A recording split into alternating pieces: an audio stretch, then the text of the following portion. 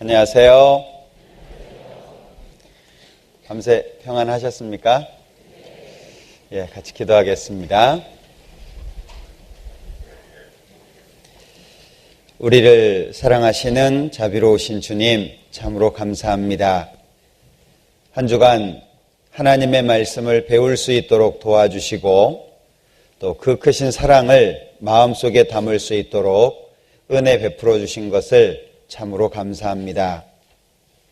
오늘 더욱 하나님의 은혜를 생각하고 또 우리를 사랑해 주신 그 큰 사랑을 다시 한번 생각해 보고자 합니다. 우리의 마음을 활짝 열어주셔서 하나님의 사랑이 우리의 마음에 깊이 새겨질 수 있도록 도와주시고 그로 말미암아서 우리의 마음과 삶이 변하여 하나님을 사랑하고 하나님의 뜻을 행하는 자들이 되기를 소망합니다. 더욱 말씀으로 우리를 세워주시고 그 하나님의 사랑이 우리의 삶뿐 아니라 우리의 마음, 그로 말미암아서 나로부터 시작해서 내 주변에 있는 많은 분들에게 하나님의 사랑을 나타낼 수 있도록 역사해 주시기를 원합니다. 오늘 모든 시간 함께 해주시고 각 사람 마음에 더욱 역사해 주시기를 원합니다. 언제나 우리를 사랑하시는 예수님의 이름으로 기도합니다. 아멘. 신약성경 마가복음 1장 찾겠습니다.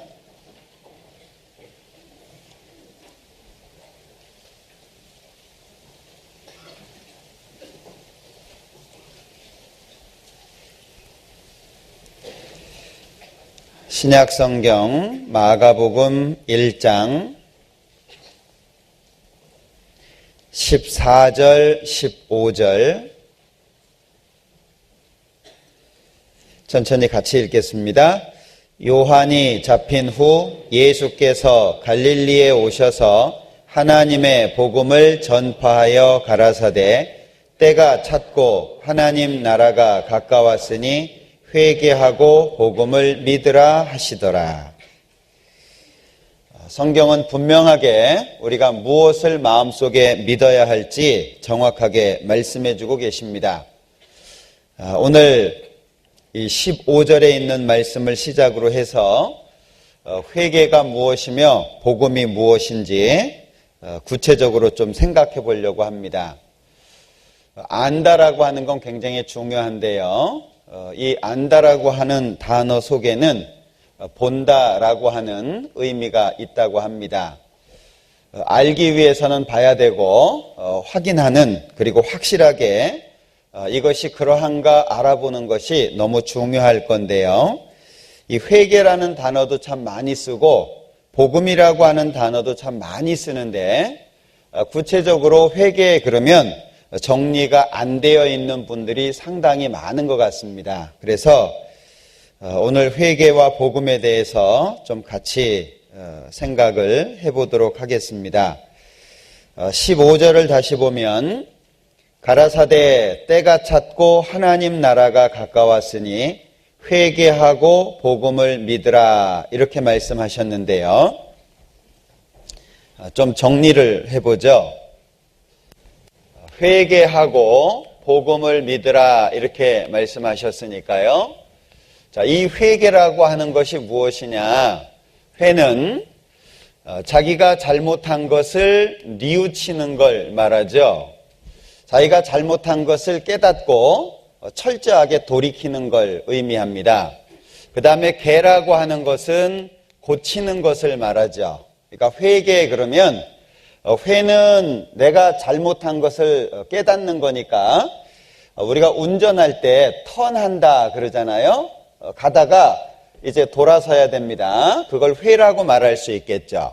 그리고 개는 바른 길을 가는 걸 말합니다. 그러니까 두 가지 의미가 포함되어 있죠. 자, 이 회개라고 하는 것을 좀 생각해 보면 일평생 한 번 하는 일회적인 회개가 있습니다. 이 일회적인 회개는 죄인이 하는 회개인데요. 죄인은 하나님 앞에 못 가잖아요. 그래서 죄인은 반드시 신분이 바뀌는 것이 필요합니다. 그러니까 일회적인 회개는 신분의 변화를 위해서 죄인이 하는 회개라고 말할 수 있겠죠. 그 다음에 두 번째는 연속적인 건데 이건 죽을 때까지 하는 겁니다. 이것은 의인이 하는 회개인데요. 의인을 다른 말로 하면 하나님의 자녀 이렇게 말할 수 있겠죠. 자, 죄인이 회개를 통해서 예수님이 십자가에서 죄를 영원히 용서한 걸 믿게 됩니다. 그러면 하나님의 자녀, 의인이 되는데요. 즉, 하나님은 아버지가 되고 나는 하나님의 자녀가 되는 겁니다. 이 관계는 변하지 않습니다. 어제 요한복음 10장 28절 29절 말씀드렸잖아요. 내가 저희에게 영생을 주노니 영원히 멸망치 아니할 터이요. 한번 구원을 받은 사람은 하나님은 아버지, 그리고 구원받은 그 사람은 하나님의 자녀. 이 관계는 영원히 깨지지 않습니다. 그러나 문제는 이 부자지간의 관계는 깨지지 않지만 상태가 항상 좋은 건 아니에요. 부자지간이라고 하는 걸 바꿀 수는 없지만 항상 좋은 관계가 되는 건 아니죠. 만약에 자녀가 뭔가 잘못한다면 부자지간의 관계가 껄끄러워집니다. 부모님은 불편하시고 자녀는 그 부모님 앞에서 눈치를 볼 수밖에 없겠죠. 그러니까 이 부자지간의 관계가 항상 좋은 상태, 서로 기쁨을 주고 즐거움을 주는 그 좋은 상태를 항상 좋게 유지해야 되잖아요. 그걸 위해서 이제 연속적인 회개를 합니다. 그런데 여기에서 아주 중요한 게 뭐냐면 일회적인 회개는 죄인이 하는 거고 연속적인 회개는 의인이 하는 겁니다. 그래서 주기도문에 우리가 우리에게 죄 지은 자를 사하여 준 것 같이 우리 죄를 사하여 주옵시고, 그것은 의인이 하는 거예요. 죄인이 하는 게 아닙니다. 자, 회개하면 구원을 받는다. 맞는 말인데 회개의 내용을 정확하게 모르면 그것이 뭘 설명하는지를 잘 알 수가 없죠. 자, 그러면 때가 찼고 하나님 나라가 가까웠으니 회개하고 복음을 믿으라. 그 회개는 어떤 회개입니까?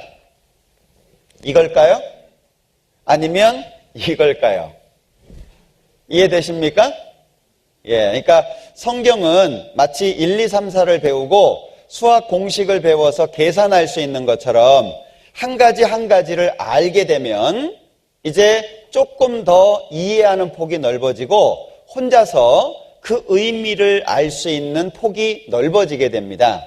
아, 이런 거구나. 이런 뜻이네. 조금씩 알아간다는 거죠. 하나님의 나라가 가까웠습니다. 그러니까 회개하고 복음을 믿으라고 말씀하셨어요. 의인이 하는 게 아니죠. 지금 상태가 죽으면 지옥 갈 수밖에 없는 죄인의 상태라는 겁니다. 그러니까 일회적인 회개가 필요하다는 이야기죠. 자, 두 번째 말씀하신 것은 복음을 믿으라라고 하셨거든요. 그러면 이 복음이라고 하는 것이 무엇이냐? 고린도전서 15장을 보겠습니다.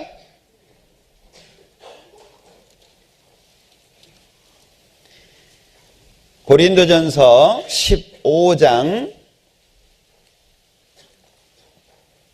1절입니다. 형제들아, 내가 너희에게 전한 복음을 너희로 알게 하노니 이는 너희가 받은 것이요 또 그 가운데 선 것이라. 너희가 만일 나의 전한 그 말을 굳게 지키고 헛되이 믿지 아니하였으면 이로 말미암아 구원을 얻으리라. 자, 이 고린도 교회는 사도행전을 보면 바울 사도가 1년 6개월을 전도해서 교회를 세우게 됩니다. 이제 다른 지역에 전도하기 위해서 가 있는데 이 고린도 교회에 잘못된 가르침이 들어옵니다. 그래서 구원을 받은 이 하나님의 자녀들이 믿음 가운데 흔들리게 되었어요. 그래서 고린도전서 첫 번째 편지를 써서 잘못된 것을 바로잡고 있습니다. 저기 1절 다시 보면 형제들아 내가 너희에게 전한 복음을 너희로 알게 하노니 이는 너희가 받은 것이요 또 그 가운데 선 것이라. 처음 듣는 게 아니라 이미 알고 있는 걸 다시 말하겠다라고 말씀하고 있습니다. 2절에 보면 너희가 만일 나의 전한 그 말, 1절에 복음을 말하죠. 그 말을 굳게 지키고 헛되이 믿지 아니하였으면 이로 말미암아 구원을 얻으리라. 즉 복음을 마음속에 잘 믿으면 구원을 얻는다 이렇게 말씀하고 있죠. 자, 그런데 3절 내가 받은 것을 먼저 너희에게 전하였노니, 굉장히 중요한 말씀인데요. 앞으로도 신앙생활을 해 나가는 가운데에서도 굉장히 중요한 말씀입니다. 여기 잡으시고 갈라디아서 1장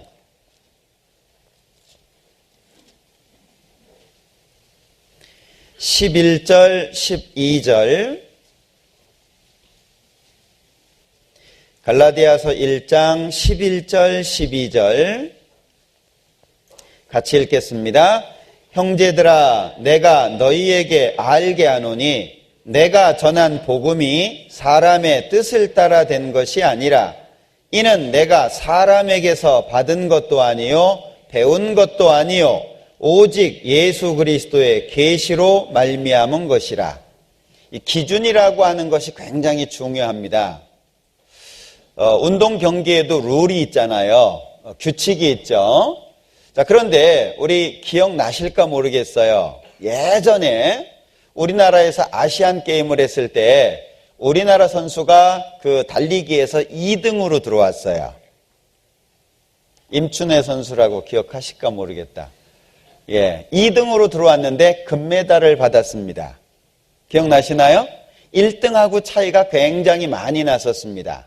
그런데 2등으로 들어온 선수가 금메달을 받았어요. 왜냐하면 1등으로 뛴 선수가 실격을 당했습니다. 그러니까 뛸 때 옆에 라인을 밟았대요. 금 밟으면 죽습니다. 그러니까 룰이라고 하는 게 그런 거잖아요. 그러니까 운동 경기에도 규칙이 있어요. 이 하나님의 말씀에도 규칙이라고 하는 것이 정확하게 있습니다. 그러니까 무조건 자기 마음대로가 아니라 정해진 기준 안에서 바르게 믿어야 된다는 거죠. 자, 여기 고린도전서 15장 3절을 다시 볼게요. 내가 받은 것을 먼저 너희에게 전하였노니, 마치 바톤 타치하는 것처럼 계속 주고받고 하는 거죠. 그럼 처음에 누구로부터 받았냐? 사람한테 배운 것도 아니고 사람한테 받은 것도 아니고 예수 그리스도의 계시로 알게 된 거다. 예수님께서 바울 사도에게 주셨고 바울 사도는 그것을 그대로 고린도 교회에 전해줬다는 겁니다. 이 기준을 정확하게 아셔야 되는데 고린도전서 15장 3절 다시 봅니다. 내가 받은 것을 먼저 너희에게 전하였노니 이는 성경대로 그리스도께서 우리 죄를 위하여 죽으시고 장사 지낸 바 되었다가 성경대로 사흘 만에 다시 살아나사. 자, 복음이라고 하는 것 자체가 예수님께서 죽으셨다. 왜 죽으셨냐? 우리 죄를 위하여 죽으셨다. 장사 지낸 바 되었다가 성경대로 사흘 만에 다시 살아나셨다라고 말씀합니다. 결국에 복음이라고 하는 것 속에는 예수님의 죽음과 예수님의 부활이 담겨 있다는 거죠. 그러면 복음, 그러면 이 두 가지를 기억하셔야 된다는 거예요. 근데 여기에서 아주 중요한 것이 뭐냐면 성경대로라고 하는 거죠.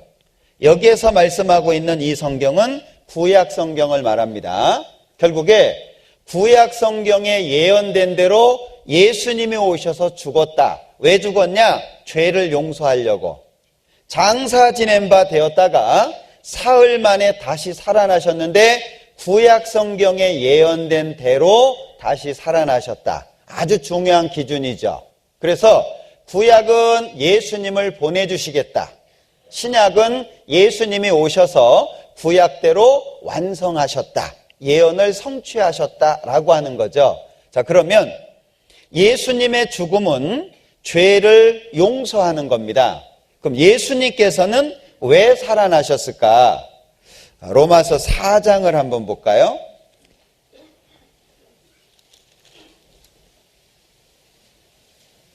로마서 4장 25절입니다.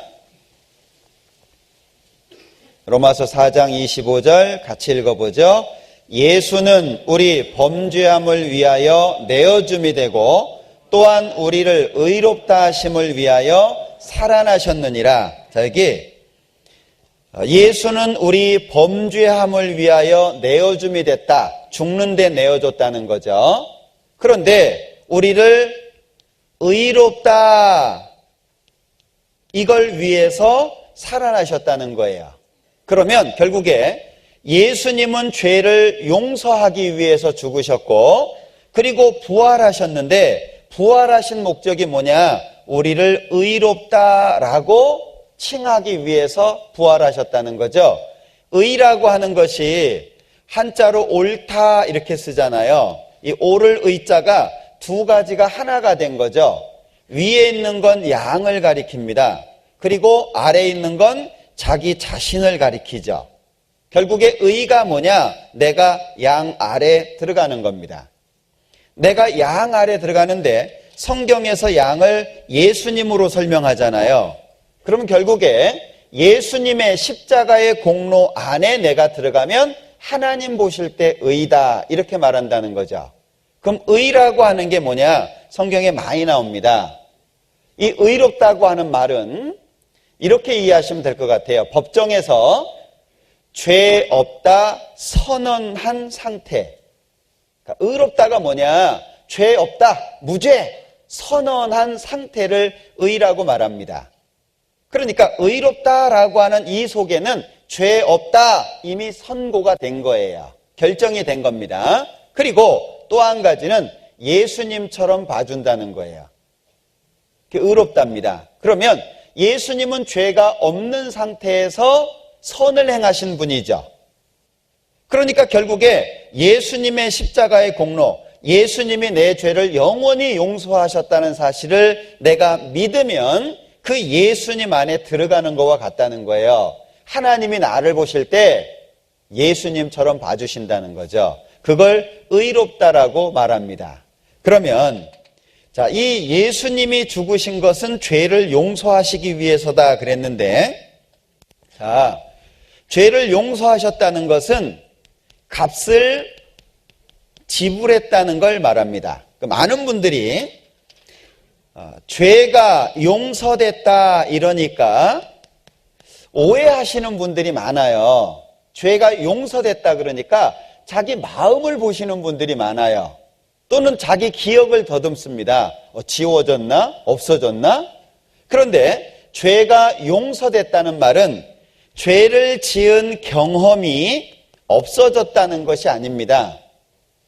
죄가 용서됐다는 말은 죄를 지었던 기억이 없어졌다는 말도 아니에요.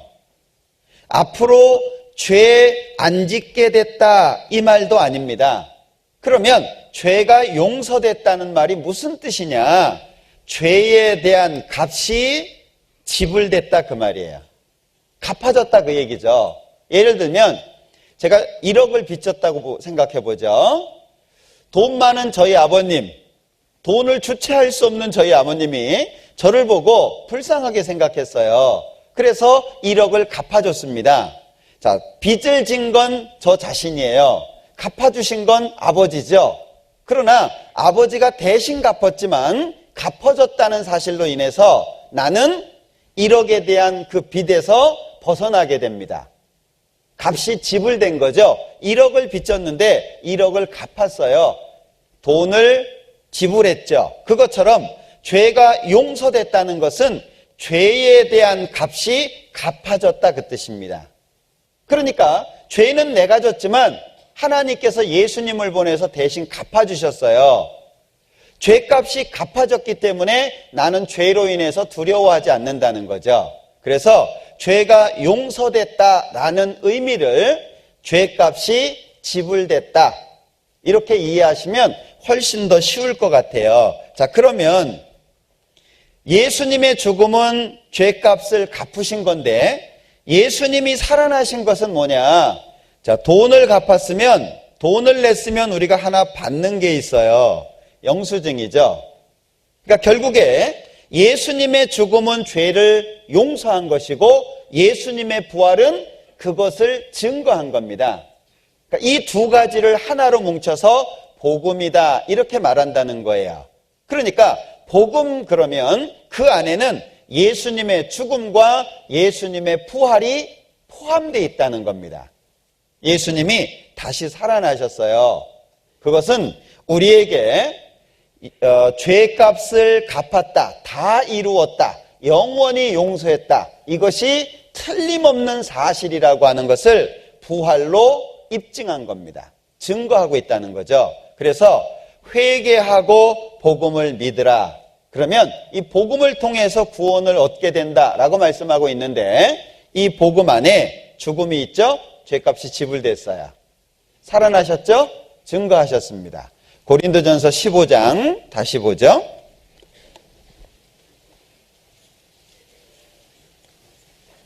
자, 고린도전서 15장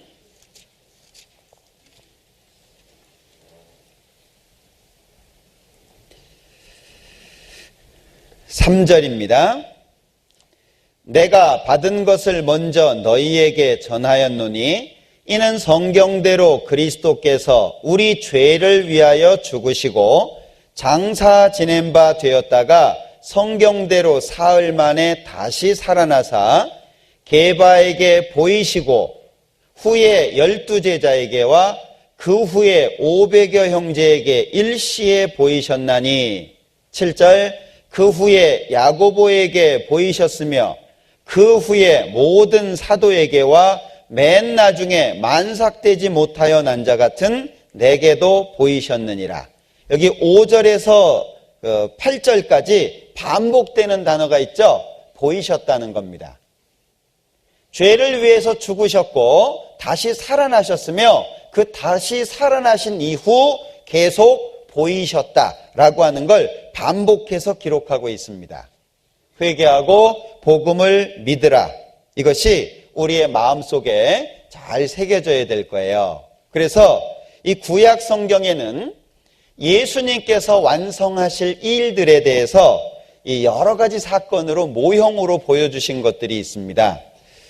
창세기 4장을 보죠.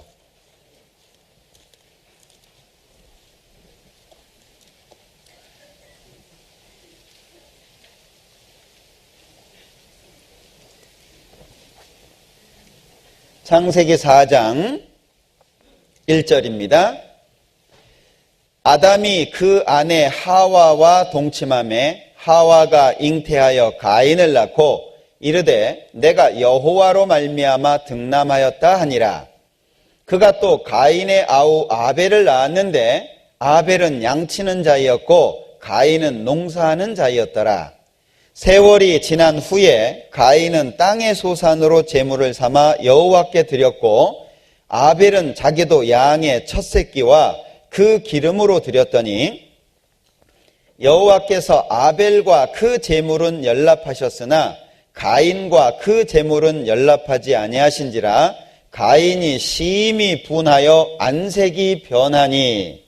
8절 가인이 그 아우 아벨에게 고하니라. 그 후 그들이 들에 있을 때에 가인이 그 아우 아벨을 쳐 죽이니라. 첫 번째 살인이 일어나는 장면입니다. 자, 하나님께서 아담과 하와를 에덴 동산에서 쫓아내게 되시죠. 범죄한 이후에. 그리고 이제 아담과 하와는 이제 자녀를 낳습니다. 대표적으로 두 사람이 여기 언급되어 있는데 가인과 아벨입니다. 세월이 지나서 이제 하나님 앞에 제물을 드렸대요. 3절에 보면. 그런데 이 가인은 농사하는 자이니까 농산물로 드렸습니다. 아벨은 양을 쳤기 때문에 양의 첫 새끼와 그 기름으로 드렸어요. 그런데 하나님께서 가인의 제물을 안 받으셨습니다. 아벨의 제물을 받으셨어요. 왜 그럴까? 구약 성경에는 답이 안 나옵니다. 언급이 없어요. 그러니까 많은 사람들이 추론을 합니다. 인간적인 기준으로 왜 안 받으셨을까 고민하다가 가인은 정성 없이 드렸을 거야. 아주 정성 없이 대충 드렸을 거야. 그리고 아벨은 아주 정성스럽게 드렸을 거야. 그래서 하나님이 받으셨지. 의외로 이렇게 알고 있는 교인들이 많습니다. 에덴 동산 같은 경우에도 마찬가지죠. 성경에는 분명히 이 땅에 있다고 기록하고 있는데 많은 분들이 우주 어디엔가 에덴 동산이 있었는데 아담과 하와가 범죄한 이후에 이 땅에 쫓겨났다고 알고 있는 분들이 의외로 많습니다. 그러니까 성경에 없는 내용을 공상과학처럼 만들어가지고요, 그렇게 알고 있는 분들이 많아요. 그런데 이 내용에 대한 답이 신약 성경에 언급이 되어 있습니다. 히브리서 11장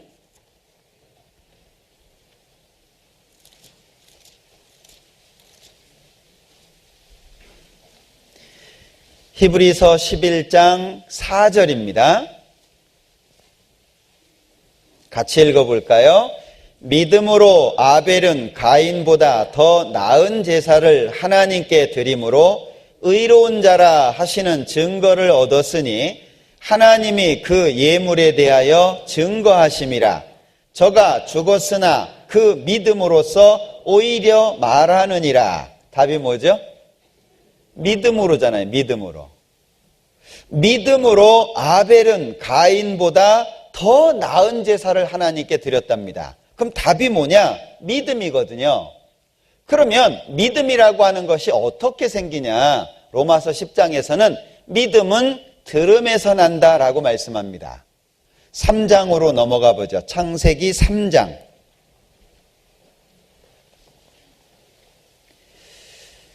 창세기 3장은 뱀이 여자를 유혹하고 선악과를 먹고 그리고 남편에게도 주게 됩니다. 두 사람이 선악과를 먹고 벌거벗은 수치를 발견하게 됩니다. 그리고 무화과 나무 잎으로 치마를 해입게 되죠. 하나님께서 아담을 찾으셨습니다. 9절에 보면 여호와 하나님이 아담을 부르시며 그에게 이르시되 네가 어디 있느냐. 10절에 벗었으므로 두려워하여 숨었나이다. 그러니까 하나님께서 누가 너의 벗었음을 너한테 알려줬냐? 네가 먹지 말라고 한 그 실과를 먹었냐? 그러면서 이제 뱀에게, 그 다음에 여자에게, 그 다음에 남자에게 각각 징벌을 내리십니다. 그리고 뒤로 쭉 넘어가서 21절에 보면은요, 여호와 하나님이 아담과 그 아내를 위하여 가죽옷을 지어 입히시니라. 그리고 4장으로 넘어갑니다. 저는 저희 아버님한테 6.25 얘기를 너무 많이 들었어요. 그냥 술만 한잔 하시면 그 전쟁 얘기를요, 하여튼 일상생활처럼 들었습니다. 막 얼마나 많이 하셨는지. 그 중에 지금도 기억나는 대목이 있어요. 이제 전쟁통에 이제 참호를 파라고, 땅을 파라고 이제 그랬답니다. 그래서 이제 참호 땅을 파는 겁니다. 거의 다 팠대요. 그런데 이제 상사가 와가지고요, 야, 너 저기 가서 다시 파 그러더래요. 윗사람이니까 안 들을 수도 없고, 그래서 거반 다 팠는데, 막 궁시렁대면서 이제 저쪽 가서 다시 파는 겁니다. 그런데 이제 그 아버님이 판 참호에 그 상사가 들어간 거죠. 근데 그 자리에 폭탄이 떨어졌대요. 그러면서 늘 하시는 말씀이 내가 거기 들어갔으면 너는 없었다. 이 얘기를요, 항상 하셨어요. 아마 이 아담과 하와도 그 자신들의 그 이야기를 자녀들에게 해줬을 거예요. 특히 에덴 동산에 대한 기억은 잊을 수 있겠습니까? 지금은 힘들게 농사를 지어야 되고 땅을 개간해야 됩니다. 그런데 에덴 동산의 그 아름다웠던 추억이 잊혀지지 않겠죠. 거기에 가죽옷까지 입고 있거든요. 아마 자녀들을 보고 그랬을 거예요. 야, 니들이 아직도 에덴 동산에서 살았다면 얼마나 좋았겠냐. 근데 왜 지금 이렇게 고생스럽게 삽니까? 야, 네 엄마 때문에 그런 거 아니냐? 네 엄마가 먹지 말라고 하는 선악과를 먹어서 요 모양 된 거 아니냐? 아마 쭉 얘기해 줬을 거예요. 이 가죽옷에 대한 얘기도 분명히 해줬을 겁니다. 왜요? 이 가죽옷은 무화과 나무 잎을 대신한 거잖아요. 무화과 나무 잎은 옷이 될 수가 없습니다. 그것은 해가 비춰지면 말라지게 되고 부스러지게 되고 부끄러움을 가릴 수가 없어요. 하나님이 찾으셨어요. 어딨냐? 벗어서 두려워서 숨었습니다. 그러니까 하나님께서요, 징벌을 내리신 이후에 가죽옷을 해 입히셨대요. 가죽옷은 짐승이 죽어야 됩니다. 짐승 살리고 껍데기만 벗길 수 있나요? 죽여야 돼요. 그러면 비명소리가 있었을 겁니다. 피가 흘렀을 거예요. 그리고 가죽이 벗겨집니다. 그리고 그 가죽으로 만든 것이 여기 21절의 가죽옷입니다. 그걸 입고 있었을 거 아니에요. 그러니까 이 부모가 하는 이야기를 가인과 아벨은 들었을 겁니다. 그런데 아벨의 마음속에는 뭔가 딱 생겼을 거예요. 아, 이거구나. 이렇게 말씀을 들을 때 보면은요, 반응하시는 분들이 있고 반응이 없으신 분들이 있어요.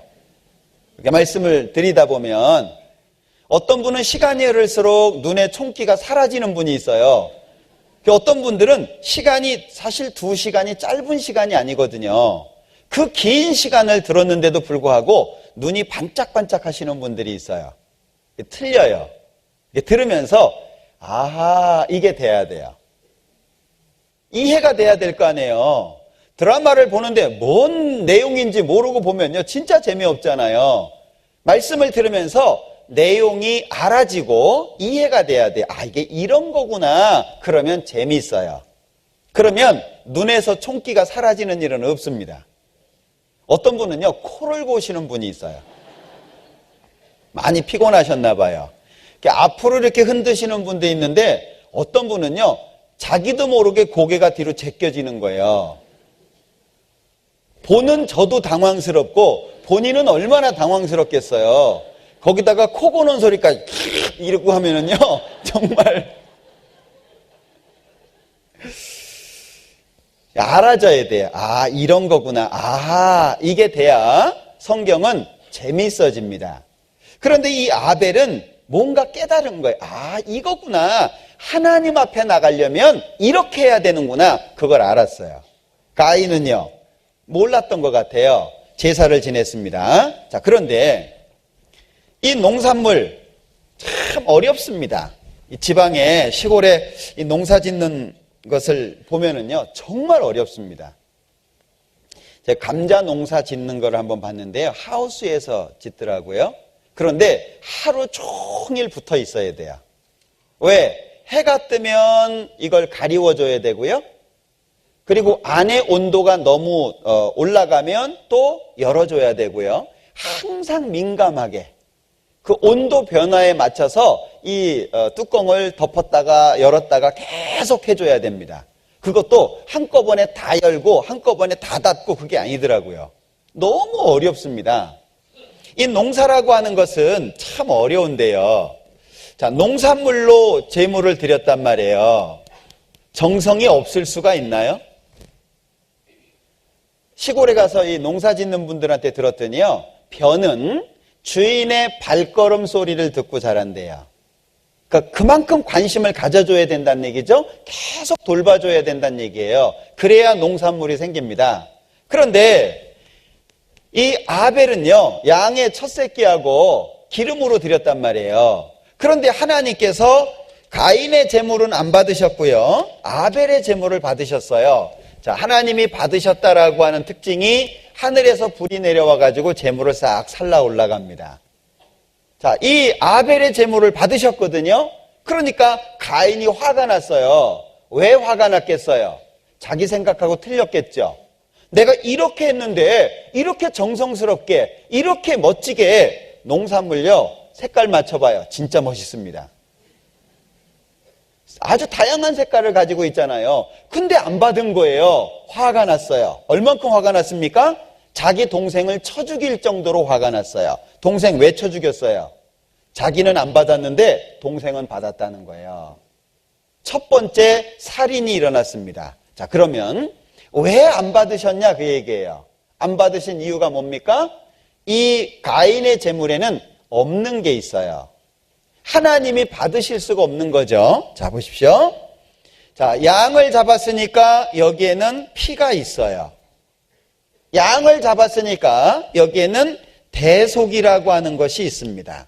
죄는 자신이 지었지만 그 죄를 대신해서 죽은 양이 있는 거예요. 그러니까 죄인이 하나님 앞에 나갈 때는 반드시 뭐가 필요합니까? 피와 대속이 필요하다는 거예요. 이 양은 성경에서 예수님을 가르치잖아요. 그러니까 결국에 이 세상에서 죄인이 하나님 앞에 나아가기 위해서는 뭐가 필요합니까? 십자가, 하나님의 아들 예수님. 그 예수님의 피와 그 대속이 필요하다는 겁니다. 그래서 하나님을 모르는 사람들은 열심히 해요. 막 새벽기도, 철야기도, 산기도 막 엄청 열심히 합니다. 왜? 그렇게 해야 천국 간다고 생각하니까. 그렇게 안 하면 천국 못 가잖아요. 그렇게 생각하고 있으니까 엄청나게 열심히 합니다. 그런데 어떤 면에서 보면 천국 가는 사람들은 참 쉽죠. 믿으면 되니까요. 예수님이 다 해주셨잖아요. 믿으면 돼요. 그러니까 어떤 사람은요, 야, 너무 쉬워서 못 믿겠다 그래요. 쉬워서 못 믿어요? 이게 쉬운 게 아닙니다. 쉽게 주신 것이지 절대 쉬운 게 아니에요. 저는 이제 사내 아이만 셋인데 지금 막내만 있어요. 에? 막내가 이제 19 됐나? 하여튼 이렇게 하여튼 그래요. 에? 그러니까 상당히 오랜 시간 저희 집사람이 가정일을 했을 거 아니에요. 에? 그런데 손님이 오면은요 아직도 3층 밥을 해요. 그러니까 우리 식구 먹는 거는 잘해요. 근데 숫자가 늘어나면 그게 잘 안 맞춰지는 모양입니다. 또 어려운 손님이 있죠. 대접하기 어려운 손님이 집에 오는 경우가 있어요. 그럼 진짜 어렵습니다. 시장을 몇 번씩 가요. 갔다가 왔다가 막 지지고 볶고 그냥 막 온 난리입니다. 거기에서 말 걸었다 그러면 아주 어려운 상황이 연출이 돼요. 요리의 특징 아시죠? 막 지지고 볶고 막 이럴 때는요 뭐 대단한 게 나올 것 같아요. 막 이만큼 사왔잖아요.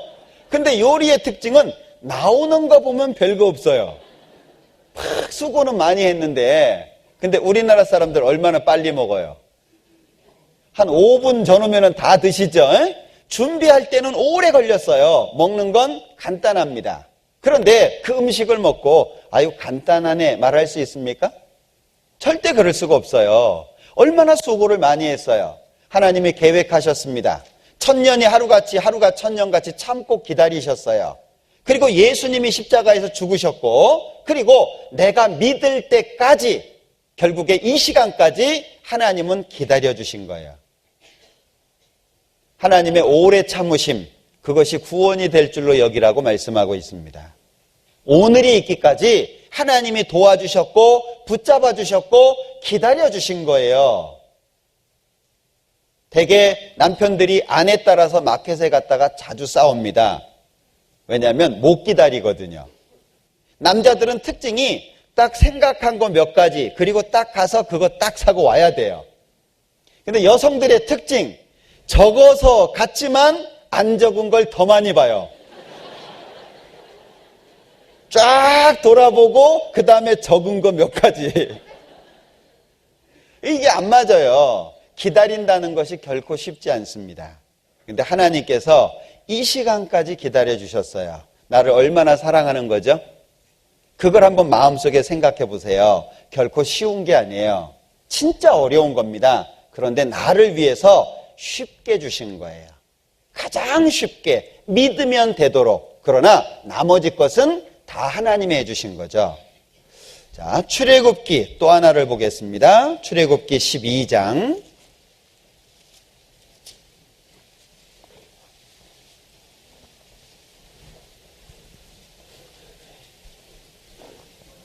자, 출애굽기 12장 13절입니다. 내가 애굽 땅을 칠 때에 그 피가 너희의 거하는 집에 있어서 너희를 위하여 표적이 될지라. 내가 피를 볼 때에 너희를 넘어가리니 재앙이 너희에게 내려 멸하지 아니하리라. 자, 이스라엘 백성들이 이제 이집트에서 430년을 살다가요, 모세를 따라서 나오게 됩니다. 자, 그런데 10가지 재앙을 내리게 되고요, 마지막 10번째 재앙이 장자가 죽는 재앙입니다. 그 장자가 죽는 재앙에서 이스라엘 사람들은 살아나게 되죠. 하나님이 방법을 주셨습니다. 양을 잡아서 그 피를 문 좌우 설주와 임방에다가 바르라는 거예요. 그러면 내가 피를 볼 때에 너희를 넘어갈 거다라고 말씀하신 겁니다. 이스라엘 백성들은 피를 발랐어요. 그래서 재앙이 넘어가게 되는데 넘을 유, 넘을 월, 절기, 그래서 유월절이라고 표현을 합니다. pass over, 그래서 재앙이 넘어간다. 무엇을 보면? 피를 보면. 자, 그런데 이때 양을 잡았거든요. 이 사건을 신약 성경에 이렇게 표현을 하셨어요. 고린도전서 5장입니다.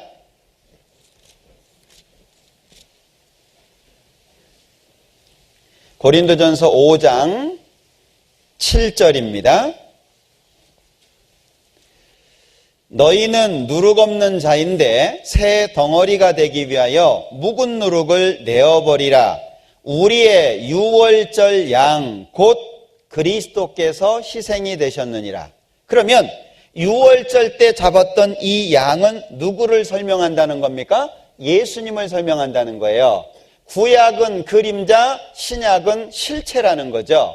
구약과 신약이 하나가 돼서 하나님의 뜻을 명확하게 나타낸다는 거예요. 결국에 예수님이 십자가에서 죽으시게 될 거고, 그 예수님이 흘리신 피를 마음속에 믿음으로 하나님의 재앙에서 벗어나게 될 것을 유월절 사건으로 설명하셨다는 거예요.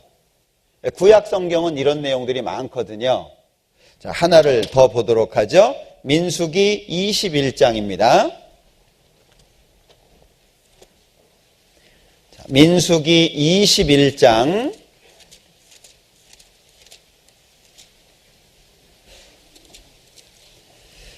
4절입니다. 민수기 21장 4절. 백성이 호르산에서 진행하여 홍해 길로 쫓아 에돔 땅을 둘러 행하려 하였다가 길로 인하여 백성의 마음이 상하니라. 백성이 하나님과 모세를 향하여 원망하되 어찌하여 우리를 애굽에서 인도하여 올려서 이 광야에서 죽게 하는고. 이곳에는 식물도 없고 물도 없도다. 우리 마음이 이 박한 식물을 싫어하노라 하매 여호와께서 불뱀들을 백성 중에 보내어 백성을 물게 하심으로 이스라엘 백성 중에 죽은 자가 많은지라.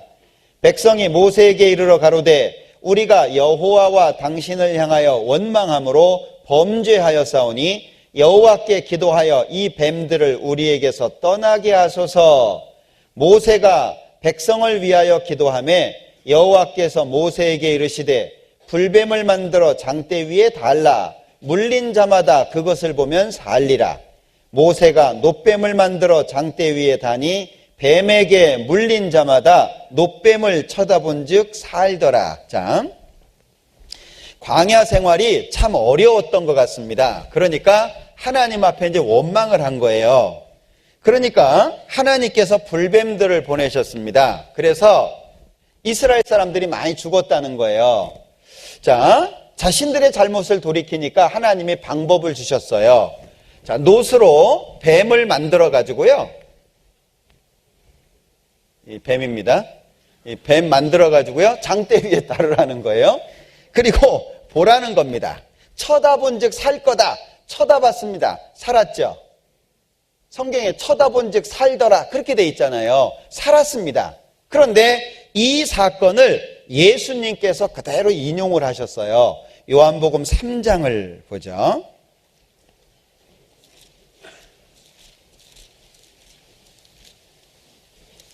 요한복음 3장 14절 15절 같이 읽어보겠습니다. 모세가 광야에서 뱀을 든 것 같이 인자도 들려야 하리니 이는 저를 믿는 자마다 영생을 얻게 하려 하심이니라. 자, 모세가 광야에서 뱀을 든 것 같이 인자도 들려야 하리니. 자, 구약의 다양한 사건들 세 가지를 살펴봤습니다. 이외에 더 많습니다. 다양한 사건들이 있습니다. 그러나 똑같이 무엇을 설명하고 있습니까? 예수님을 설명하고 있어요. 결국에 십자가입니다. 자, 66권의 성경 많다고 생각할지 모르겠습니다. 그러나 이 성경에서 가장 중요한 인물 한 사람을 꼽으라고 한다면 예수님일 거예요. 이 성경에서 가장 중요한 사건 하나를 꼽으라고 한다면 십자가일 겁니다. 결국에 하나님의 아들 예수님이 이 땅에 오셨고 십자가에서 피를 흘려 죽으셨습니다. 그 예수님의 피가 내 죄를 영원히 용서했다는 사실을 성경은 증거하고 있는 거예요. 너희가 성경에서 영생을 얻는 줄 생각하고 성경을 상고하거니와 이 성경이 곧 내게 대하여 예수님께 대하여 증거하는 것이로다. 결국에 모든 성경은 예수님을 가리키고 있다는 것을 말씀하고 있습니다. 자, 우리가 이 하나님의 말씀을요 잘 받아들여야 되는데 어떤 분들은 열심히 믿으라 그래요. 참 어려운 말이거든요. 열심히 믿으라, 이게 말이 되냐? 열심히 믿는다라고 하는 말은 안 되는 말입니다. 잘못된 말인데 많은 사람들이 쓰거든요. 야, 믿을래? 그러면 열심히 믿어. 자, 열심히 믿어라 이 말 자체가 좀 모순이 있어요. 자, 열심히라고 하는 건 자신이 하는 겁니다. 믿는다라고 하는 건 대상이 필요해요. 열심히라고 하는 것과 믿는 것은 함께 할 수가 없습니다. 자, 열심히는 자기가 하는 거죠. 왜 믿습니까? 믿음이라고 하는 사전적인 정의가 맡긴다, 부탁한다, 의지한다 그런 뜻이래요. 그러니까 대상이 필요하죠. 그러니까 믿으려면 그 대상에 대한 신뢰가 필요한 거예요. 믿을만 하냐 그런 얘기죠. 아무나 믿을 수는 없잖아요. 그러니까 믿음에는 대상이 필요한데 막연하게 사람들은 믿을래? 열심히 믿어 이러거든요. 자, 생각해 보십시오. 물건을 맡겨보신 적 있을 거예요. 택배 회사에. 자, 맡겼어요. 그 영수증 받았습니다. 그럼 안심하잖아요. 내가 원하는 목적지에 갈 거라고 믿잖아요. 근데 안심이 안 돼가지고 차 끌고 뒤따라가 보신 적 있으세요? 그럼 뭐하러 맡겨요? 자기가 갖다 주지. 그게 열심히 믿는다거든요. 자, 믿는다라고 할 때 대상에 대한 신뢰가 필요한 거예요. 그러니까 바르게 믿고 열심히 살아야죠. 제대로 믿고 믿었다면 믿은 사람답게 살아야 되죠. 열심히는 앞에 올 게 아니라 뒤로 가야 돼요. 바르게 믿어라. 그리고 열심히 살아라. 믿은 사람답게. 그래야 순서가 올바르게 될 거예요. 우리의 믿음의 근거 성경에 두고 있죠. 그래서 이 성경은 반복되는 단어들이 있어요. 특별히 세 가지를 말씀을 드리고 싶은데 성경에서 아주 반복되는 용어들이 있거든요. 그 중에 첫 번째가 은혜입니다. 은혜.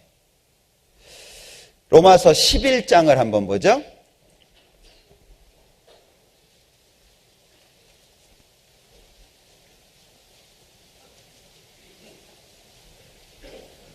로마서 11장 6절입니다. 만일 은혜로 된 것이면 행위로 말미암지 않음이니 그렇지 않으면 은혜가 은혜되지 못하느니라. 자, 만일 은혜로 된 것이라면 행위로 말미암지 않는 거다. 다시 말하면 선물이라면 돈 주고 받지 않는다 그 말이잖아요. 은혜라는 겁니다. 이 은혜라고 하는 걸 다른 말로 하자면, 그냥 쉽게 다른 말로 바꾸자면 이렇게 얘기할 수 있을 것 같아요. 은혜, 뭐냐? 공짜다. 은혜는 거저 받는 거잖아요. 근데 많은 사람들이 은혜를 이야기하면서 행위를 얘기합니다. 하나님 앞에 은혜 받을래? 눈물, 콧물 한 방울 안 흘리고?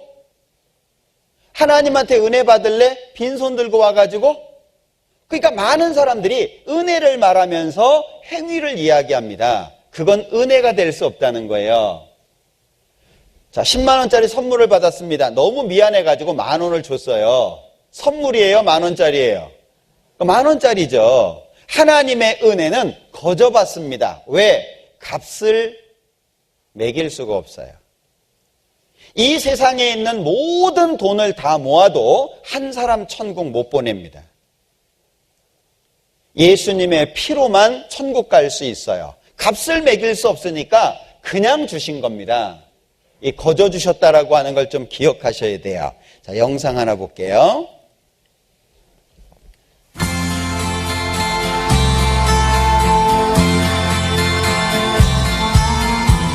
My little boy came up to me in the kitchen this evening while I was making dinner,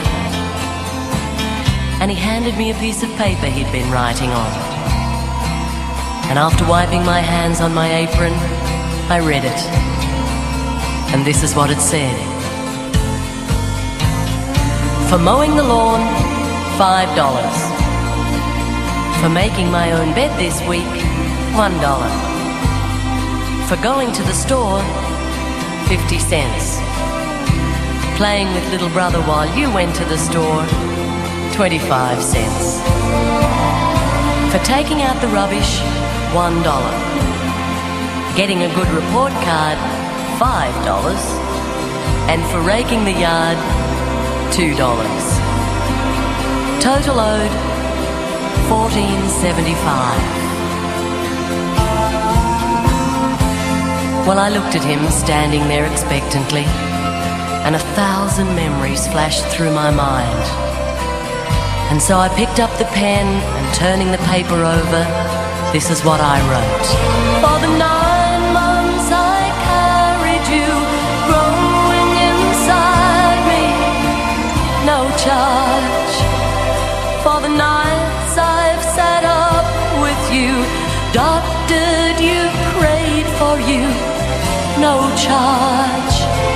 For the time and the tears that you cost through the years, there's no charge. When you add it all up, the cost of my love is no charge. For the nights filled with dread and the worries ahead, no charge. For advice and the knowledge and the cost of your college, no charge. For the toys, food and clothes, and for wiping your nose, there's no charge, son. When you add it all up, the full cost of my love is no charge. But when he finished reading, he had great big tears in his eyes. And he looked up at me and said, Mum, I really do love you. And then he took the pen and in great big letters he wrote, paid in full. When you add it all up, the cost of real love is no charge.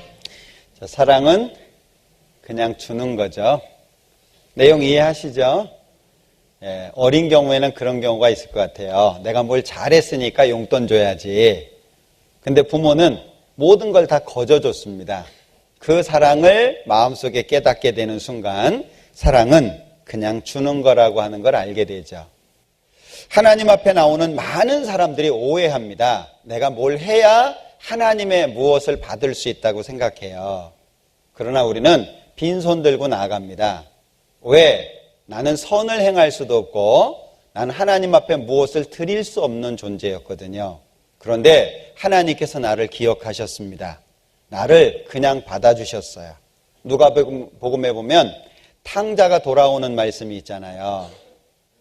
아버지한테 떼를 써가지고요, 재산 중에 일부를 받아서 외국으로 갑니다. 흥청망청했어요. 다 썼습니다. 거지가 돼가지고 갈 곳이 없거든요. 남의 집에 가서 돼지를 칩니다. 그 돼지가 먹는 열매로 배를 불리고자 해도 배를 불릴 수가 없어요. 그래서 돌아가려고 작정을 합니다. 이에 일어나서 아버지께로 돌아가니라. 회개죠. 일어나서 아버지께로 돌아가니라. 아버지는요, 자식이 나간 순간부터 계속 기다렸습니다. 그런데 아들이 돌아오는 것을 보고 아버지가 먼저 달려갔습니다. 아들이 달려온 것이 아니라 아버지가 아들을 보고 달려갔어요. 그리고 안아주셨습니다. 그리고 가락지를 껴줬어요. 너는 내 진짜 아들이다. 참 아들이다. 그리고 이 옷을 벗기고 제일 좋은 옷을 내다 입히라 그랬습니다. 너의 더러움을 보지 않겠다는 거죠. 그리고 신발을 신겨줬습니다. 다시는 아버지 떠나지 말라는 거죠. 그 아버지와 아들이 기뻐하기 위해서 살찐 송아지를 잡았습니다. 화목제물이죠. 죄 없으신 하나님과 죄 많은 내가 서로 친해지기 위해서, 아버지와 아들이라고 하는 관계를 갖기 위해서 죄 없는 예수님께서 십자가에 죽어주신 겁니다. 거저라고 하는 걸 기억하셔야 돼요. 디도서 3장을 보죠. 디도서 3장 5절입니다.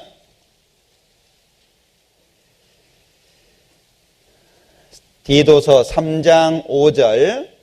우리를 구원하시되 우리의 행한 바 의로운 행위로 말미암지 아니하고 오직 그의 긍휼하심을 조차 중생의 씻음과 성령의 새롭게 하심으로 하셨나니. 자, 여기 우리를 구원하실 때 우리의 행위 때문에 구원한 게 아니라는 거예요. 우리가 똑똑해서 잘나서 깨끗해서 구원하신 게 아니라는 거죠. 오직 그의 긍휼하심을 조차. 이 긍휼을 그냥 간단하게 우리식으로 얘기한다면 하나님이 우리를 불쌍하게 보셔서 우리를 구원하셨다는 겁니다. 하나님의 사랑이 여기에 들어가 있죠. 거저입니다. 거저. 만일 은혜로 된 것이면 행위로 말미암지 않는다라고 말씀하고 있죠. 그 다음에 두 번째가 믿음이라는 겁니다. 성경에 반복되는 용어 중에 이 믿음이라고 하는 말이 상당히 많이 나오거든요. 자, 그런데 무엇을 믿을 거냐라고 하는 거예요. 로마서 3장입니다. 자, 로마서 3장 27절입니다. 그런즉 자랑할 때가 어디뇨? 있을 수가 없느니라. 무슨 법으로냐? 행위로냐? 아니라 오직 믿음의 법으로니라. 같이 읽죠. 그러므로 사람이 의롭다 하심을 얻는 것은 율법의 행위에 있지 않고 믿음으로 되는 줄 우리가 인정하노라. 율법을 지켜서 하나님 앞에 의로워지는 것이 아니라 믿음으로서 된다. 무엇을 믿냐? 예수님이 십자가에서 내 대신 죽으셨고 부활하셨다. 그 사실을 믿음으로 되는 것이다 라고 여기에 말씀하고 있습니다. 갈라디아서 2장도 한번 보죠. 갈라디아서 2장입니다.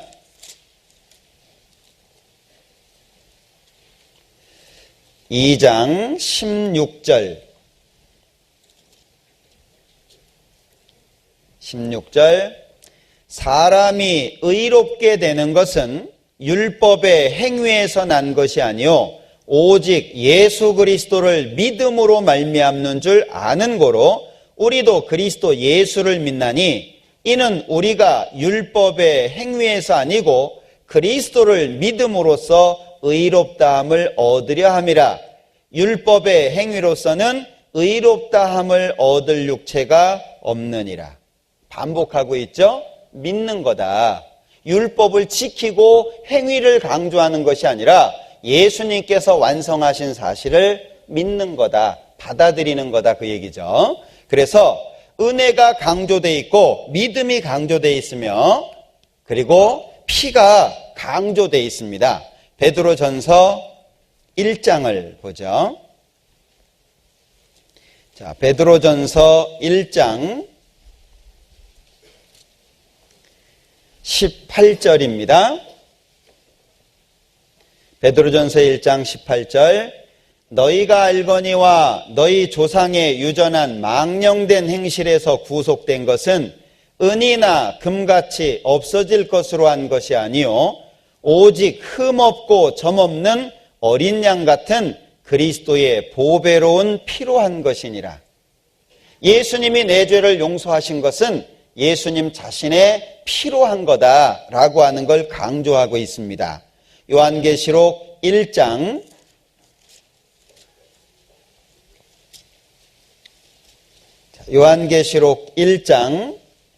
5절입니다. 후반부를 보죠. 전반부는 문안 인사입니다. 우리를 사랑하사, 거기부터 볼게요. 우리를 사랑하사 그의 피로 우리 죄에서 우리를 해방하시고, 우리 옆에 번호가 있죠. 나나주에 보면 우리 죄를 씻으시고 이렇게 되어 있습니다. 우리 죄를 씻으셨다. 무엇으로 씻으셨냐? 예수님 자신의 피로 씻으셨다. 그래서 계속 이 피가 성경에는 강조되어 있습니다. 5장도 볼게요. 5장 9절입니다. 새 노래를 노래하여 가로되 책을 가지시고 그 인봉을 떼기에 합당하시도다. 일찍 죽임을 당하사 각 족속과 방언과 백성과 나라 가운데서, 전 세계죠? 나라 가운데서 사람들을 피로 사서 하나님께 드리시고, 하나님께 드렸다. 죄인들을 하나님께 드렸습니다. 죄인을 드릴 수는 없겠죠. 그래서 예수님 자신의 피로 죄를 싹 씻어서 의인을 만들어서 하나님께 드렸다는 겁니다. 예수님의 피가 계속 강조되고 있어요. 그런데 자, 은혜다, 믿음이며 예수님의 피가 강조되어 있다 그랬잖아요. 이걸 인정하시는, 이걸 말씀하신 분이 누구냐? 하나님 자신이라는 거예요. 이렇게 정하셨어요.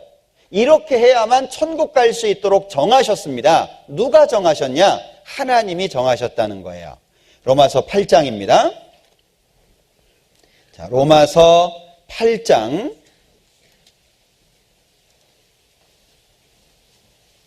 31절입니다. 로마서 8장 31절.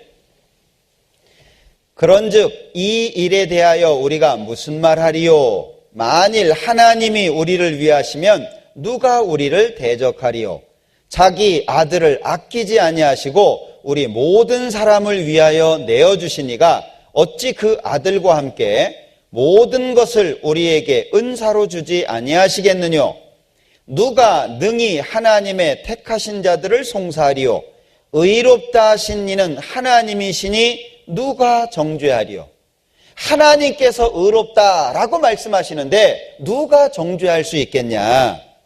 자, 이는 그리스도 예수시니, 자, 34절, 누가 정죄하리요? 죽으실 뿐 아니라 다시 살아나신 이는 그리스도 예수시다. 예수님을 죽었다 살아나신 분으로 설명하고 있죠.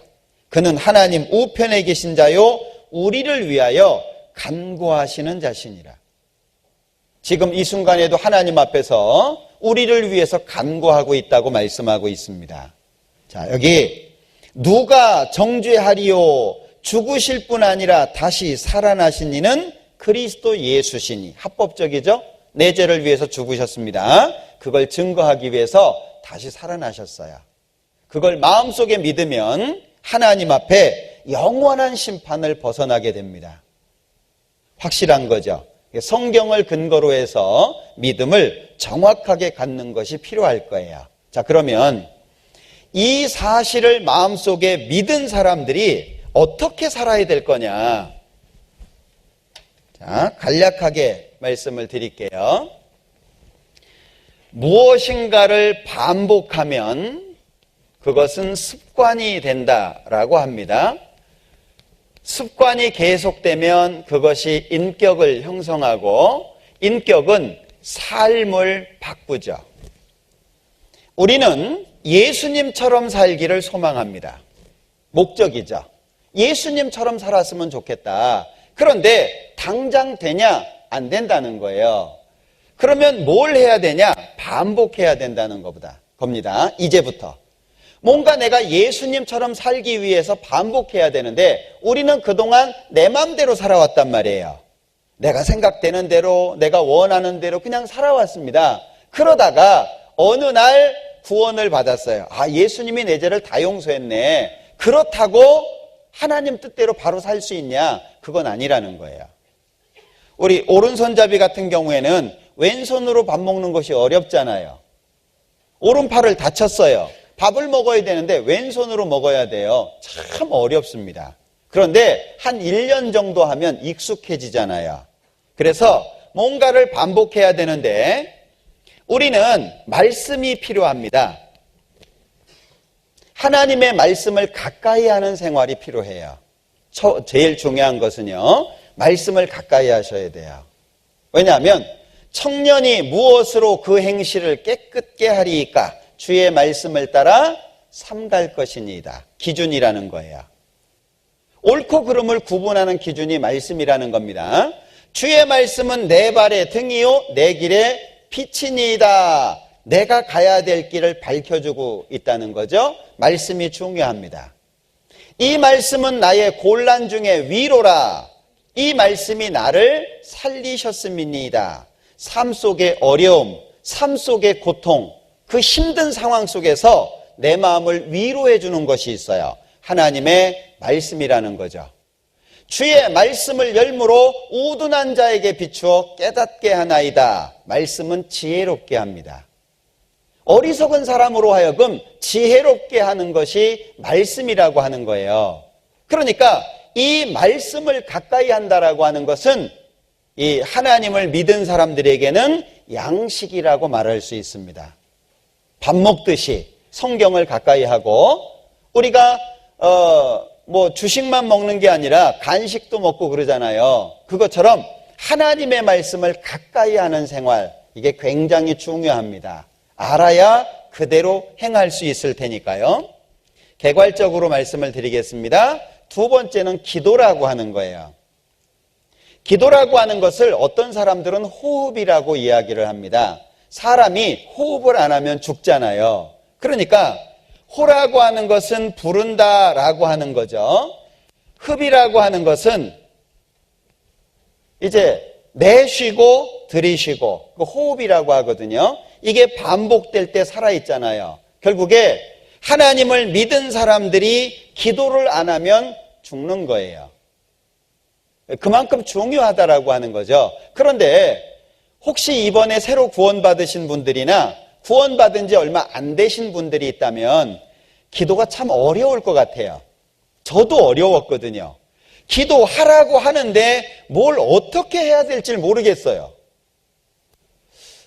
이렇게 대개 보니까 눈 감고 이렇게 기도하시더라고요. 그래서 따라한다고 이렇게 눈을 감았는데 떠도 할 얘기가 없는데 감으니까 더 할 얘기가 없어요. 뭘 어떻게 해야 되는지 모르겠더라고요.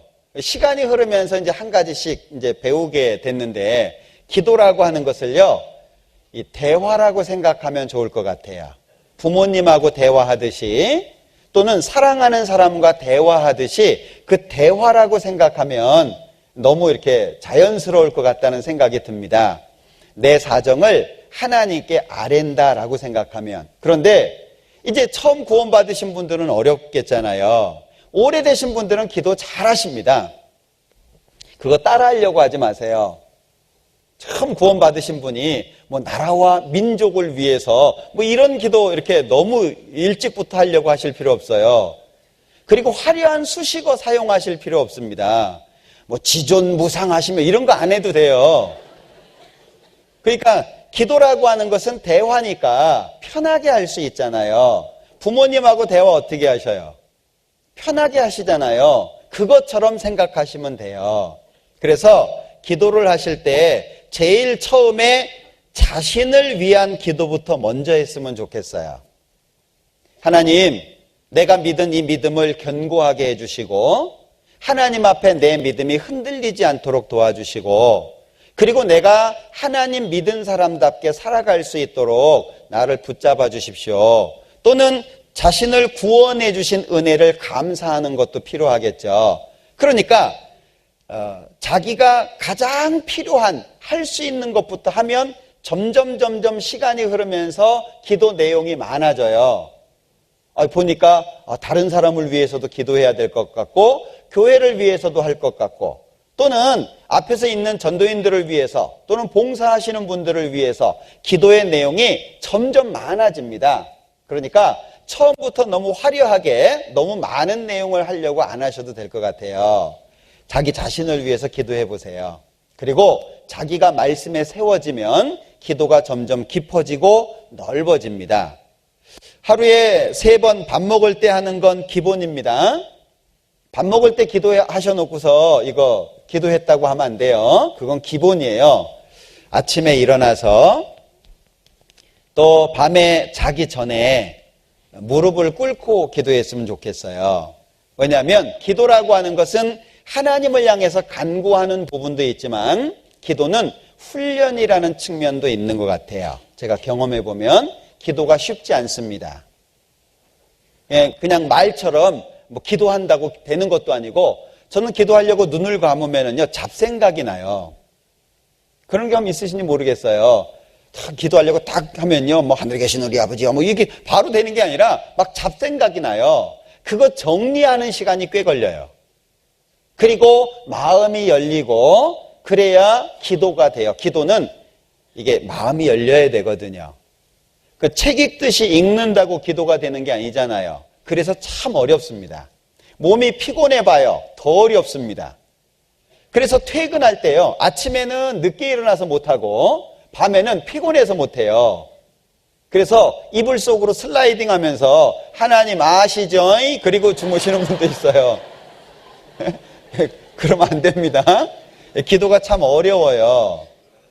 저는 하나님을 안 믿다가 이렇게 하나님을 믿은 케이스라서 제일 어려웠던 게 이거였어요. 성경 읽는 것은 하겠더라고요. 내가 시간 내고 마음 내면 되니까. 기도는요, 제가 직장 생활할 때 한 600여 명 여직원이 있었어요. 그러니까 이제 식사를 할 때 식당 가서 하거든요. 다 저를 쳐다보는 것 같아요. 실상은 아무도 안 봅니다. 저 혼자 그렇게 생각하는 거예요. 기도해야지. 야, 내가 기도하면 다른 사람들이 나를 어떻게 쳐다볼까? 저는 맨날 술 처먹고 다니더니 왜 기도하지? 이게 스스로 생각이 되는 거죠. 기도를 못 하겠어요. 그래서 식판 들고 줄 서 있으면서 했어요. 처음에는. 모르죠. 사람들은 이제 걸어가면서 하나님 아시죠? 지금 내 형편이 이래요. 이해해 주세요. 뭐.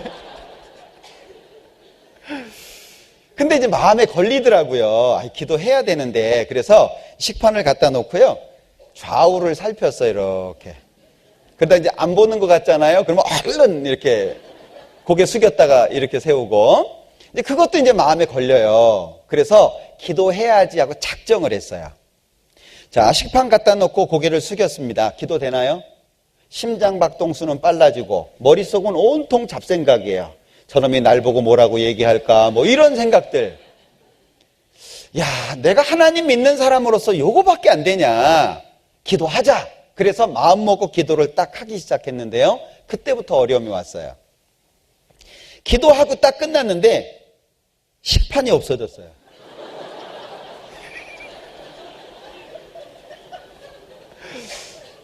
구원받고 초기에 좀 어려움이 있었어요. 기도하고 딱 끝났는데요. 밥만 수북하게 쌓여 있는 거예요. 그러니까 친구들이 놀리는 거죠.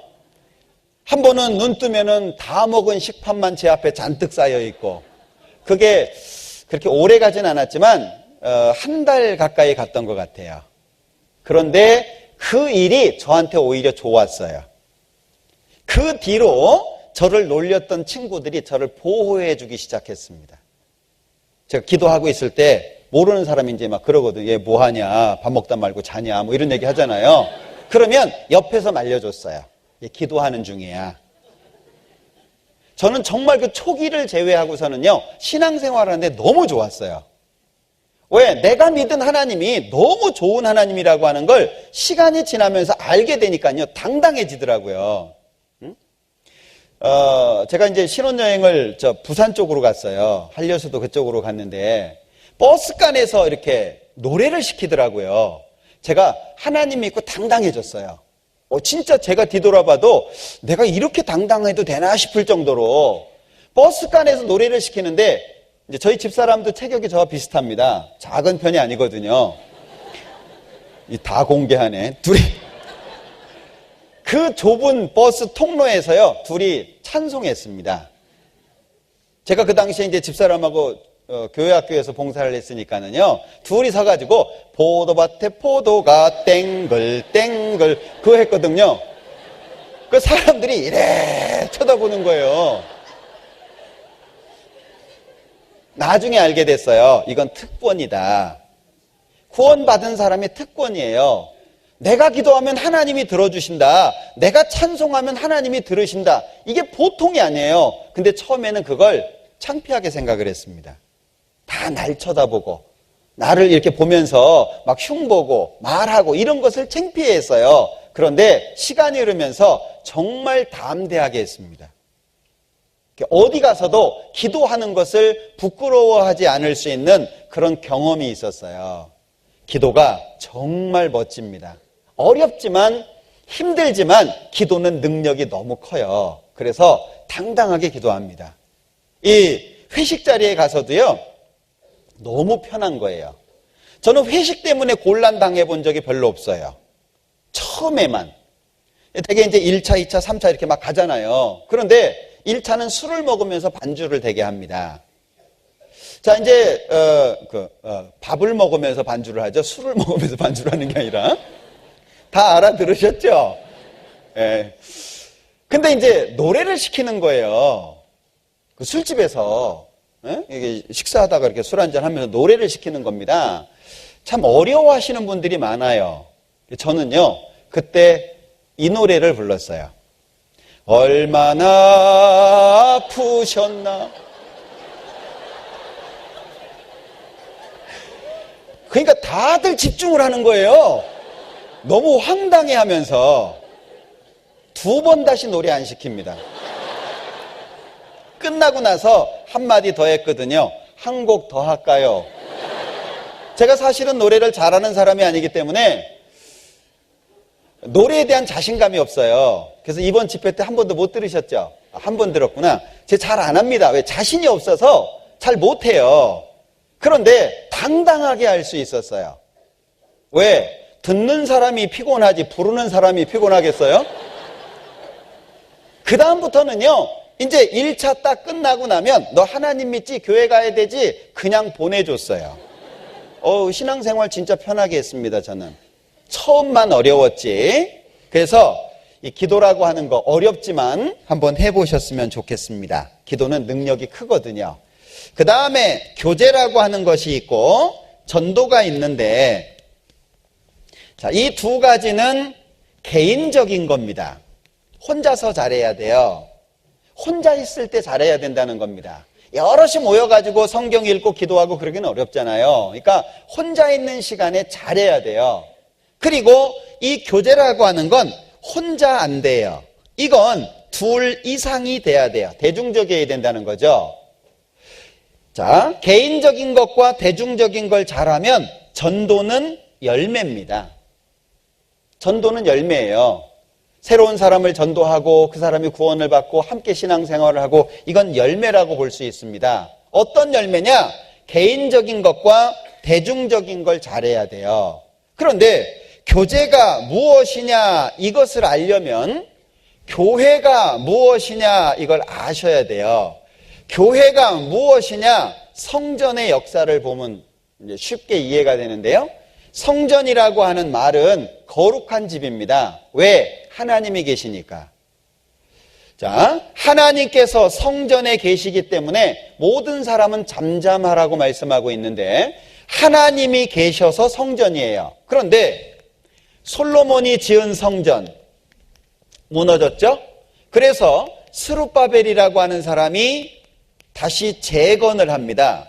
그것이 헤롯이라고 하는 사람이 46년 동안 보수한 거예요. AD 70년에 완전히 박살나고 눈에 보이는 건물의 성전이 없어집니다. 그런데 고린도전서 3장을 보죠.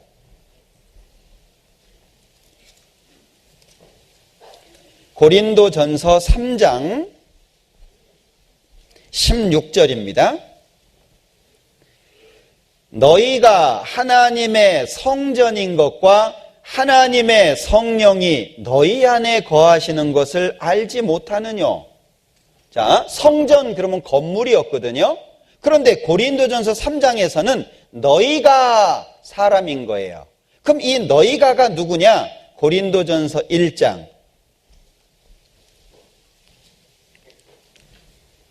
1절입니다.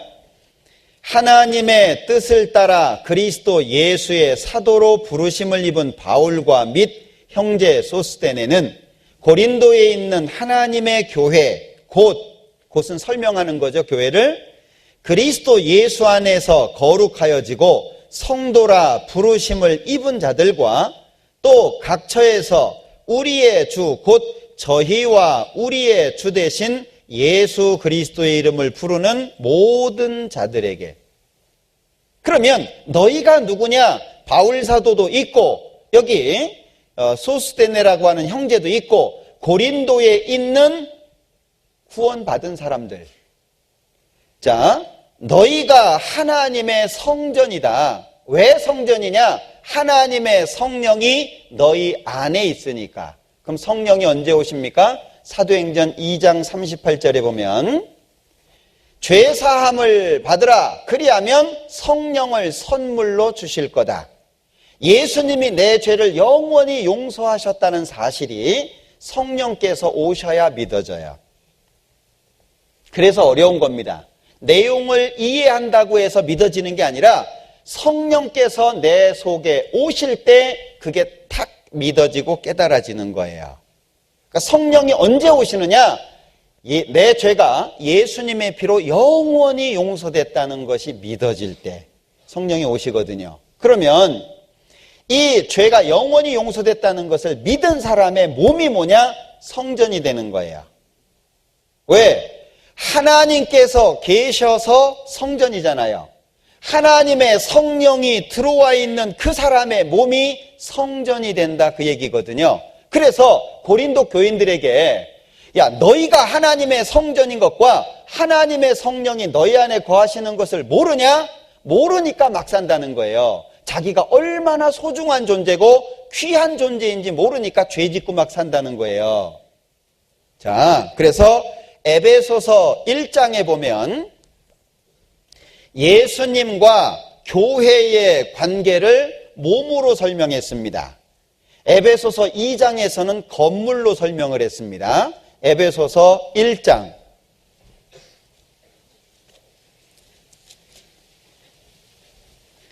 에베소서 1장 22절 또 만물을 그 발 아래 복종하게 하시고 그를 예수님을 만물 위에 교회의 머리로 주셨느니라. 교회는 그의 몸이니 만물 안에서 만물을 충만케 하시는 자의 충만이니라. 자, 골로새서도 보죠. 1장 골로새서 1장 18절입니다. 그는 예수님이죠. 몸인 교회의 머리라. 이런 내용이 많이 나와 있습니다. 자, 머리는 예수님이다, 그 얘기죠. 머리는 예수님이고 몸은 교회라는 거예요. 자, 그런데 교회 안에 들어가려면 성령을 받아야 돼요. 다시 말하면 구원을 받아야 된다는 거예요. 구원을 받지 못한 사람은 교회 당, 여기는 다닐 수 있지만 교회 안에는 못 들어갑니다. 하나님의 참된 교회 안에 들어가려면 반드시 구원을 받아야 돼요. 죄 사함을 얻으라 그리하면 성령을 선물로 받는다는 말씀처럼 구원을 받은 사람들이 모여서 하나님의 참된 교회를 형성한다는 거죠. 그래서 교회 그러면 중요한 것이 연결입니다. 혼자 안 돼요. 교회는 혼자가 아니에요. 두 사람 이상이에요. 두세 사람이 내 이름으로 모인 곳에 나도 그들 중에 함께 있다. 그러니까 교회가 뭐냐? 연결이라는 겁니다. 그러니까 구원을 받은 사람들은 어디에 있어야 되냐? 구원 받은 사람들과 함께 있어야 돼요. 이건 숫자와 상관없습니다. 뭐 이거 숫자 늘리고 교인 늘리고 이런 목적이 아니에요. 왜? 주 예수를 믿으라. 그리하면 너와 네 집이 구원을 얻으리라. 나만 천국 갈 수는 없잖아요. 나만 천국 갈 건가요? 어떤 분 보면은요, 아유, 부모님이 너무 싫어하시니까 우리 부모님 돌아가시면 내가 교회 나올게요. 이런 분이 있어요. 그럼 자기 부모님 지옥 보내고 자기 천당 가겠다는 얘기예요? 그러면 안 되죠. 자, 내가 가족들을 전도하고 주변 사람들을 전도하려면 내가 성장해야 되잖아요. 성장해야 뭔가 전할 수 있잖아요. 그러기 위해서는 교회 안에 머물러야 됩니다. 교회가 뭐냐? 머리 대신 예수님과 연결되어 있는 몸이에요. 자, 지체가 많잖아요. 떨어져 나가면 이거 아무 소용 없습니다. 붙어 있을 때는 뭔가 할 수 있지만 떨어져 나가면 아무것도 못해요. 혼자서는 아무것도 할 수가 없습니다. 그래서 교회는 뭐냐? 연결이라는 겁니다. 반드시 같이 있어야 돼요. 제가 아주 싫어하는 말이 가까운 교회 나가세요거든요. 가까운 교회 나가세요. 어쩌자고. 가까운 교회 나가서 어쩌라고. 여러분들 병원 같은 경우에도요, 큰 병원, 좋은 병원을 찾아다니죠. 왜? 생명과 직결되어 있으니까. 그런데 이렇게 지역에 가보면은요, 병원들 많습니다. 요즘에 좋은 기구들요, 장비들 많습니다. 근데 굳이 어떤 문제가 생기면 꼭 서울로 다 올라와요. 왜 그래요? 뭐 지방에는 병원이 없습니까? 뭐 지방의 병원에서는 의사들이 부엌칼 갖고 수술한대요? 거기도요, 좋은 장비들 많아요. 근데 왜? 다르니까. 틀리니까. 하나님의 역사가 나타나고 성경이 바르게 전해지고 구원받은 사람들의 삶이 변하고 하나님이 함께 하신다는 뭐가 있어야 될 거 아니에요. 그래야 이게 참된 교회거든요. 여러분들 이번에 말씀 들으시면서 뭘 느끼셨는지 모르겠어요. 새로운 분들이 마음이 변하고 구원을 받는 역사도 있습니다. 먼저 구원받은 사람들이 하나님의 은혜에 감동하는 것도 있어요. 삶이 변합니다. 희생하고 노력하고 애쓰고. 사실 말씀을 듣는 이 시간보다 이 시간에 수고하고 애쓰시는 분들이 많아요. 다 하나가 돼가지고 하나님의 역사가 나타나고 있잖아요. 하나님의 역사가 나타나는 그곳에 내가 함께 있어야 돼요. 교회, 구원받은 무리를 말합니다. 예수님의 피로 거듭난 무리를 말해요. 그 속에 내가 함께 있어야 돼요. 그러면 머리에서부터 공급이 되죠. 공급의 목적은 성장을 위해서입니다. 자라야 될 거 아니에요. 그러면 이 공급을 뭐라고 말할 수 있냐? 이걸 교제라고 얘기할 수 있어요. 이사야서에 보면 구원의 우물들에서 물을 기르리로다. 구원의 우물들에서.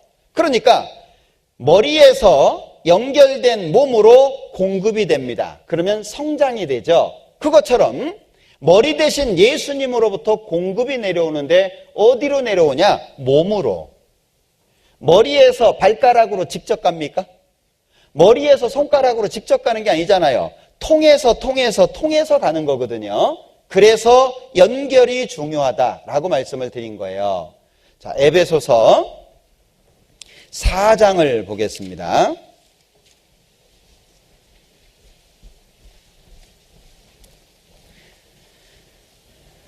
15절 오직 사랑 안에서 참된 것을 하여 범사에 그에게까지 자랄지라. 그는 머리니 곧 그리스도라. 그에게서 온 몸이 각 마디를 통하여 도움을 입음으로 연락하고 상합하여 각 지체의 분량대로 역사하여 그 몸을 자라게 하며 사랑 안에서 스스로 세우느니라. 자, 머리는 예수님입니다. 거기에서부터 공급이 주어집니다. 그래서 온 지체에 연결이 됩니다. 머리를 붙드는 게 중요합니다. 그래서 구원 받으신 분들은요, 구원 받은 사람들과 함께 있어야 돼요. 함께 삶을 살고 함께 모든 일을 해나가는 것이 필요하다라고 하는 겁니다. 자, 고린도전서 1장을 한번 볼게요.